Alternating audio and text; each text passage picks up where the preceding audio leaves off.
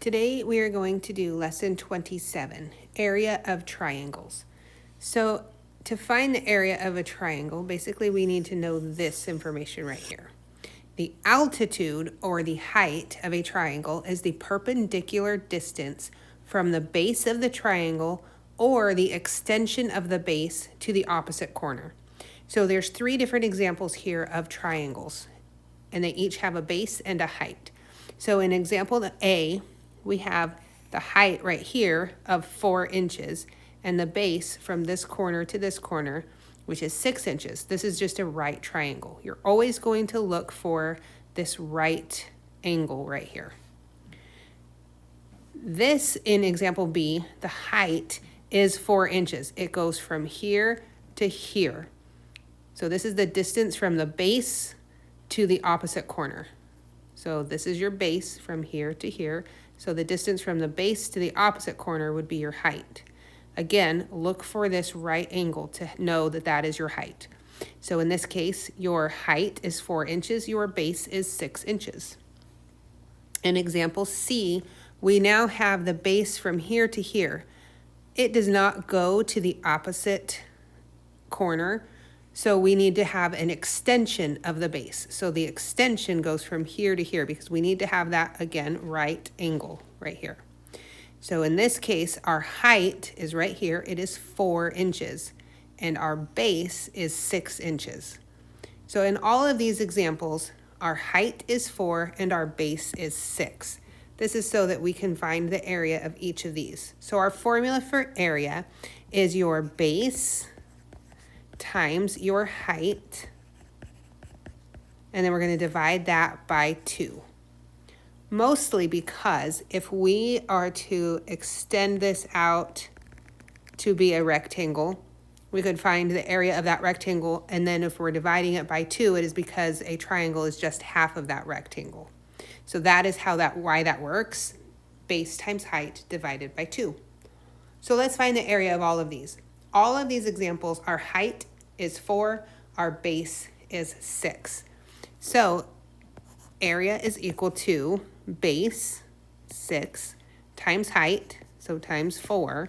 Then we're going to divide that by 2.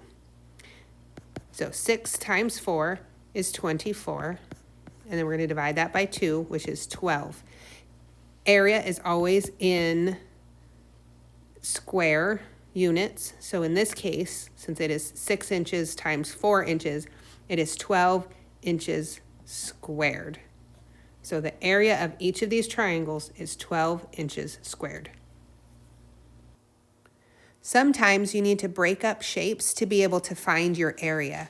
So if you are given a shape that looks something like this, it is a bigger rectangle with a smaller rectangle, and I am given that this is 10, this is 12, this is 13, and this is 7. So I want to take this shape and I'm going to break it up because I need to find the area of it. And I can't just multiply 12 times 13. I need to just be able to find one rectangle and then find the other rectangle. So if I break this shape up right here, I am left with 2 rectangles. I'm going to call this A and I'm going to call this one B. So in order to find A, I am going to take 12 times 10, because you've got your base times your height, or your length times your width. So 12 times 10 is 120. And these are in feet, so it would be feet squared. Now I'm going to find the area of B. Before I can find the area of B, I need to figure out what from here to here is. So if I know the whole bottom from here to here is 13, and I know from here to here is 10, I'm going to do 13 minus 10, which is 3. So I know that this is 3. So to find the area of this rectangle, it will be 7 times 3, which is 21. And it was, again, in feet, so it would be feet squared. So I'm going to add 120 plus 21, which is 141 feet squared. Now that's one way to find it. Another possibility is, let me just erase some of this, and I'm going to make my marks in a different location.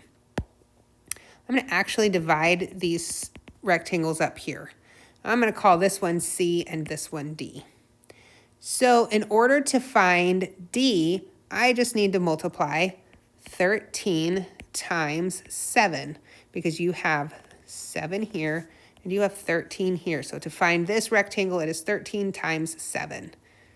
So 13 times 7 is 91 feet squared. Now I need to find C. I know that this is 10, but now I need to figure out how big this is. So if this whole side is 12, we're going to do 12 minus 7, which is 5. So now to find the area of C, it is 10 times 5, which is 50. So then I would add those two things together. 91 plus 50 is 141 feet squared. So you should get the same answer for both. I just lost that. You should get the same answer for both, but you are using different parts of your rectangle. Okay, let's say we have this example. We have a rectangle that looks something like this. And we know that this is 10, this is 20, and these are in meters. This is 5, and this is 14. Okay, another way to do this would be to multiply it like you would a rectangle and then just subtract this small portion up here. So to do this, I would do 10 times 20, which is 200, and then I would subtract this smaller section up here. If this whole side is 10, then I know, and this is 5, I know this is going to be 5, because 5 plus 5 is 10. If this is 14, and that is, the longer side is 20, 20 minus 14 is 6, so I know this is 6.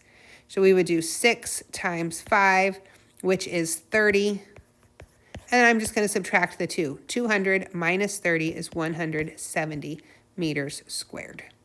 So that is the area of this shape right here.